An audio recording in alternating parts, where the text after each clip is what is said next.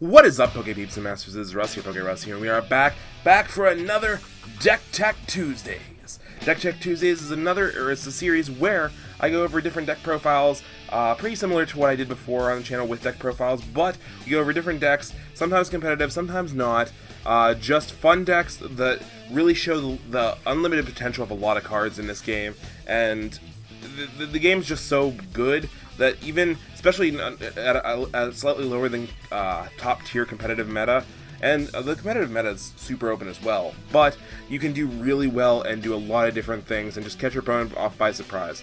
Some of these decks are definitely better in best of ones, but they're still really good. This week we're doing a really fun deck. This deck's a little bit more fun than super competitive, and I say that, and watch something happens crazy for the regionals in Virginia this weekend, but we're rocking the Vegito leader. Pretty freaking awesome. This card was one of the first cards previewed from set 2. I was there when they previewed it at Gen Con. I was so hyped for this card. Not gonna lie, its first effect is each of your Sun Gokus and Vegetas in your areas gain, in all of your areas, gain red, blue, and green. So that means they can be untapped for different it can be used for all different things. They can be untapped for all different things. Super nice. The blue is going to be coming really clutch later because we're playing a couple different cards than the standard normal. You're going to see that later on. It's pretty exciting. Also, in this card, whenever this card attacks, place up to one card from the top of your deck into the drop area. If it is a red card, which is any of your Goku or Vegetas or any of the red cards in deck, this card gains plus 5,000 till the end of turn. Now that can be this makes this almost awakened. Before it awakens. So that's super neat, plus it feeds into its other effect, but this allows you to not have to be awakened to be super powerful and to be able to block, well, not block attacks because it's only when it attacks, but it's still super nice because it forces them, if they're unawakened, it forces them, if they don't want to take that life, that they have to pump up even higher. So we have 4 less cards, flip them over, make them Super Saiyan. Fusion Warrior Super Saiyan Vegito. Still, each of your Son Goku and Vegetas in all areas gain red, blue, and green. When this card attacks, draw 1 card instead of dropping 1 card. If there are 10 or more Son Gokus or Vegeta in your drop area, this card gains plus 5,000 power and double strike for the duration of turn. So he becomes fatter, and he becomes double strike, which is huge, especially late game, especially when it becomes Awakened versus Awakened. That double strike comes in super clutch. So let's get into the deck. I'm pretty excited. Like I said, this is my buddy's deck. We're gonna go over it. There's a couple things that are slightly different, but it really does work for him. I've seen him play in locals and played against it in locals, and this deck is a lot of fun, and it hits really freaking hard. So your big baddie is your repeated Force Vegito. So we're gonna read the cool looking one. I think this art's so much cooler than this art. I don't know. They both have their things, but I don't know. Union Poltara 5, Goku and Vegeta. Place this card in active mode on top of the specific 2 cards. Okay. Triple Strike, which is huge in this format, especially the Triple Strike is just absolutely insane. That's why we're seeing a lot of that full power Trunks in play, because it's an early triple breaker and people just don't know how to handle it. When this card attacks, this card gains 5,000 power for each Son Goku and Vegeta in your drop area for the duration of the turn. That's huge. Becoming fatter and becoming more powerful just makes them waste more cards, especially with a triple break. That is nothing to fret at. With one Goku or Vegeta in the discard pile, you hit the magic number. What I like to call the magic number is 30,000. 30,000 is that weird magic number where you almost force your opponent to use 2 to 3 cards if they want to stop this. And that's just, for you not to have to do anything, just swinging in with this, and them have to waste 2 to 3 cards, that is absolutely insane. 30,000 is probably my favorite magic number for this game, because even if, leaders, and a lot of cards, 1,500 attack is a standard stat. To get over this, you have to waste one of your plus 10 pumps, if you're lucky, or pay one of your thing, and you have to waste 2 of your 0.5000s, or you have to pay a mana and get a 10k boost. Which either way, you're making them pay the extra card, because now you're making them pay mana and all that kind of stuff. So 30,000 is that magic number, and this card hits it super easy, if not bypasses it. So triple striker right there, it's worth getting out. So this guy, obviously you want a lot of Vegetas and Gokus in the deck, and you obviously need to make it with Vegeta and Goku. We have Glare. We'll put him here. 1, 2, 3, 4 Sun Gokus. Kind-hearted Sun Goku. This is just your Goku that comes out turn 1. Look top 7 cards of your deck and search out another Goku. There's plenty of Gokus in the deck. Another one, and this can actually be searched with this because of our leader Vegito's effect. This only searches blue Gokus, and this says all areas. So that includes your deck. So you can get one of your 4 Bundle of Curiosity Sun Gokus. The next Goku is the turn 5 one, the Rapid Onslaught Sun Goku. Super powerful card. It evolves super early. It's turn 3. It has double strike, and you potentially get critical on this. You almost always get critical on this, and that's absolutely huge. Double strike critical. That's why Vegeta plus Champa is just so deadly. Stuff like that, it's absolutely insane.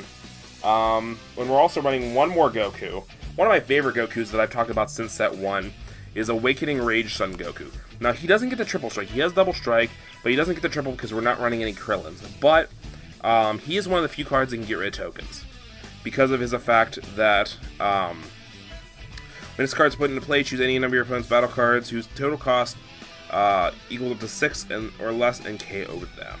So it's pretty nice. It's super nice. This card's super fun, and it's like Kale's universally the better choice, but in this deck, because you need all the Gokus and Vegetas, he's the better choice. So those are all the Gokus. Next, we go into Vegeta. You're running 3 double shot Super Saiyan 2 Vegeta. To be honest, you're just running it because it's a turn 3 red Vegeta. If you're combo with your leader, I'm sorry, it's a combo piece. It's the combo piece that if you combo with it, automatically gets put into play. So turn 2. So this is turn 5. So like turn 2, you can drop your this. You can combo with this. You're sitting on both your Goku and Vegeta right there to go into your Vegito, just waiting, biding your time. It's absolutely beautiful. Next, you're running Furious Yell Vegeta. One of my favorites. It allows you to self-awaken, which is huge in this meta. And this allows you to self-awaken plus be in your thematicness. So, like, you can still run Kava and stuff like that, but the deck's really tight because of how many Vegetas and Gokus you need to run.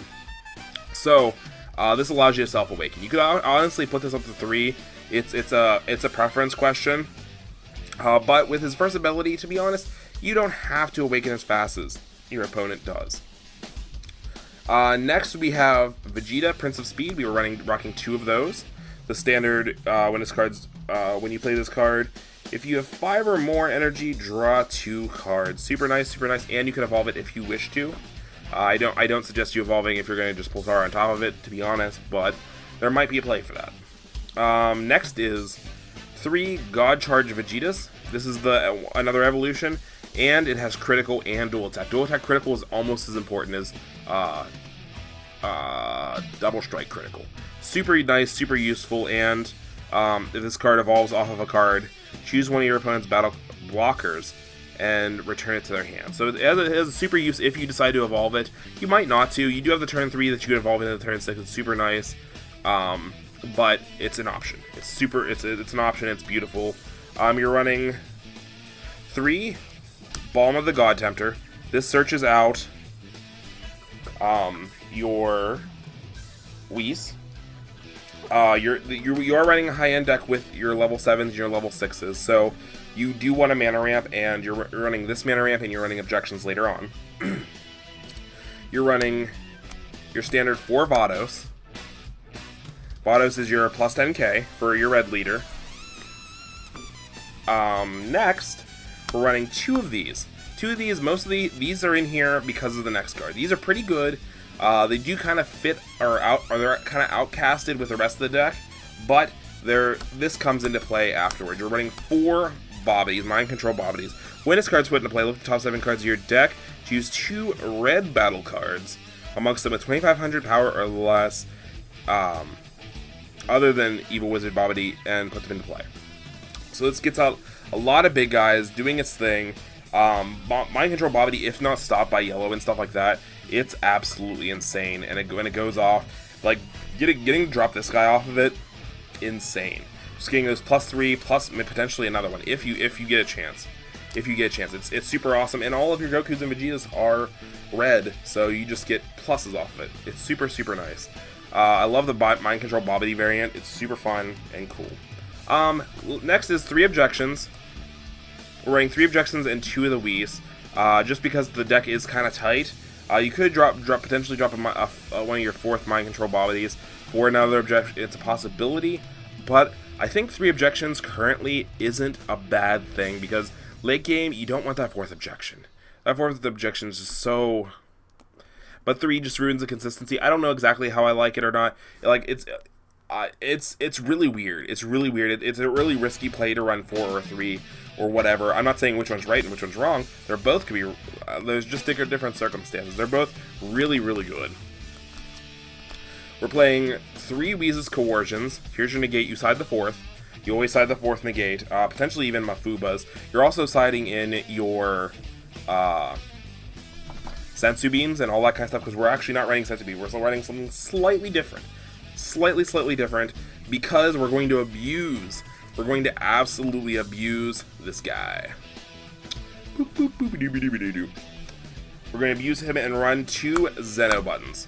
So any of your Gokus and Vegeta do go to mana, it puts extra use to them because you're like, oh man, they're not going to get extra for Vegito or Vegito. So how can I make them extra important? Let's run Zeno buttons. Now we just get to untap a bunch of cards. Go fat, go in, go home. Like, it allows you to make multiple plays in a turn. It's super useful. It's super useful. Actually, it's a counterattack, so you can't make more than one play in a turn. But it allows you to, because you do run a lot of the one of the flaws in this deck is you run a lot of the 110s because you run a large handful of big guys. This allows you to kind of counteract having so many 110s because you can just counterattack and all your mana's untapped. They think they're going in safe, and you have a lot of combo pieces, and then you also have your Whis' Coercions after their first attack and stuff like that. The Zeno button's super neat, but that's the deck. That's the Super Vegito deck using the Repeated Force of Vegito. Pretty awesome card. Absolutely love it. We decided not to rock the Big 10 guy because he's cool, he's bad, he's all over the place. He's fun if you get him off. He's a win more card. If you guys like this deck, it's a bit more of a fun deck going into this big, huge regionals. We'll cover a handful of more competitive decks and a couple of new decks popping up because of the new Heroes versus Villains coming up here soon. So stay tuned, hit that subscribe button, hit that like button down below. Give me 5 likes. Give me 5 likes down below, and maybe we'll do an extra Dragon Ball Super TCG video in a week or something. Give me 5 likes in a week, and maybe we'll do 2 videos next week.